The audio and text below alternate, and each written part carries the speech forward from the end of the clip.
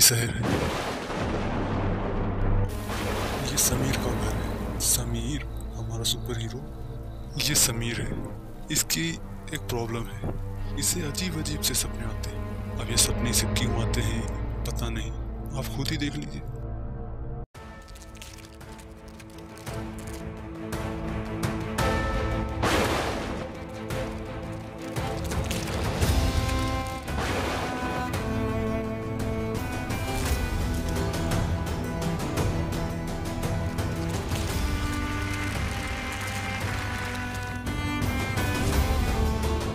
मुझसे वादा करो कि तुम वापस आओगे।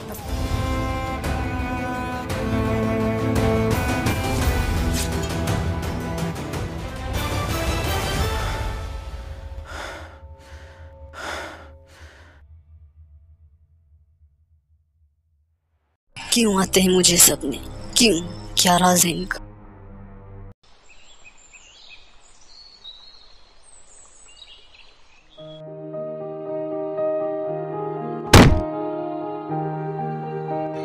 समीर उठो बेटा, स्कूल जाना है। समीर थोड़ी देर बाद उठता है। उसकी माँ उसे खाना खिलाती है और वो स्कूल चला जाता है। ये समीर का स्कूल है। समीर गार्डन में बैठे हुए कल के हादसे के बारे में सोच रहा था जो उसके साथ घटा था।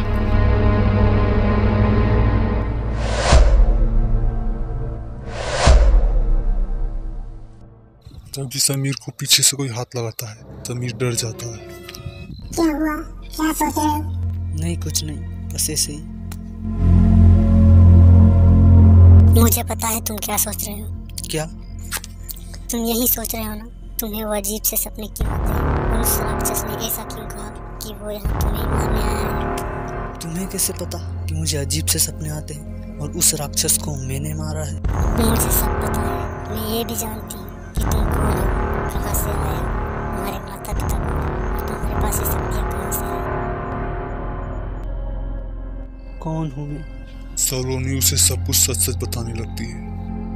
यहाँ से करोड़ों प्रकाश वर्ष दूर एक जादुई दुनिया है जहाँ हर इंसान के पास जादुई शक्तियाँ हैं और वो उनका इस्तेमाल अपने दैनिक कार्य करने के लिए करते हैं। पर सारी जादुई शक्तियों का सिर्फ एक ही राजा था जो सच्चाई और अच्छाई का रक्षक था, जिसके आगे बुराई अपने घुटने टेक देती थी।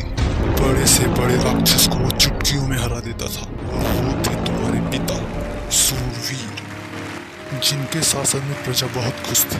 चारों ओर खुशी का माहौल था क्योंकि तुम्हारा जन्म होने वाला था।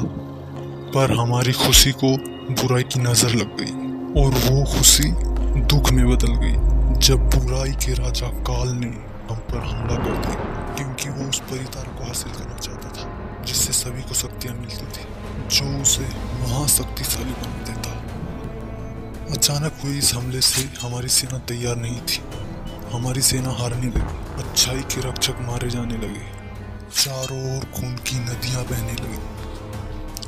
पर तुम्हारे पिता ने हार नहीं मानी। वो एक एक करके बुराई के रक्षकों को मारने लगे, पर बुराई के राजा काल ने उन्हें धोखे से मार दिया। और वो योद्धा जो कभी किसी से नहीं हारा, वो मौत से हार गया।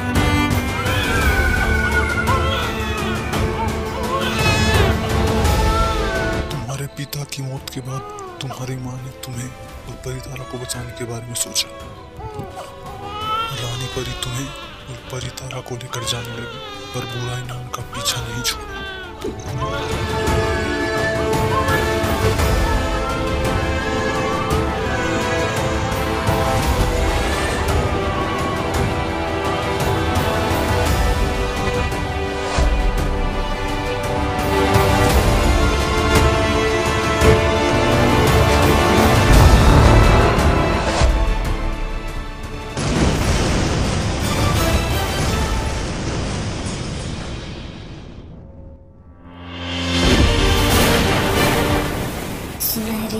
सुनहरी।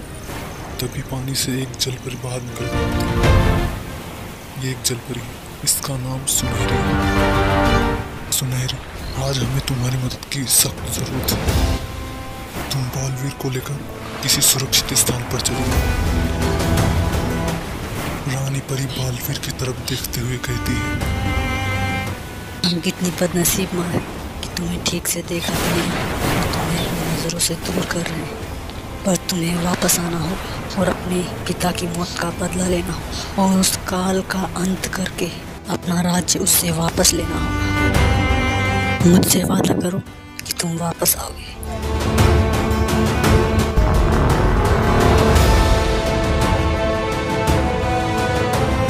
रानी परी ने पवितारा को बालवीर के शरीर में प्रवेश करा दिया।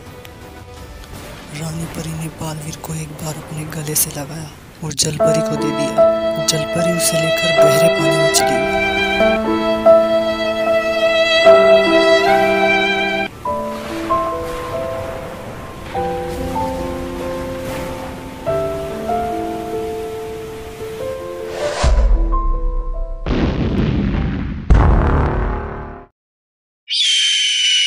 कहाँ है पवितारा? कहाँ भेजा है उसे? उसे जहाँ जाना था वो चला गया। अब वो तुम्हें कभी नहीं मिलेगा।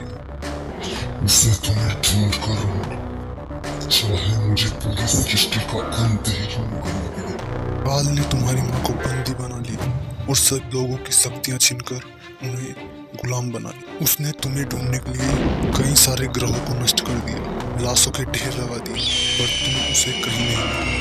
अब सिर्फ पृथ्वीलोक ही बचा था। उसने पृथ्वीलोक पर वज्रदानों को भेजा जिसे तुमने कल मार दिया। पर तुम्हें ये सब कैसे पता? क्योंकि मैं ही वो जलपरी हूँ जो तुम्हें यहाँ लेकर आई थी। जब मैं तुम्हें यहाँ लेकर आई तो मुझे कुछ समझ नहीं आ रहा था कि मैं क्या करूँ। तभी मैंने देखा कि मंदिर में एक जोड़ा बच्चे के लिए मन्नत मांग रहा था।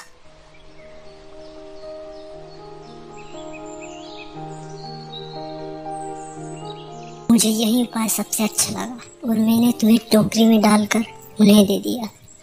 पर फिर भी मुझे तुम्हारी सुरक्षा की चिंता थी। मैंने एक ऐसा उपाय निकाला जिससे मैं हर समय तुम्हारे साथ रह सकूं। मैंने एक लड़की का रूप लेकर तुमसे दोस्ती कर ली।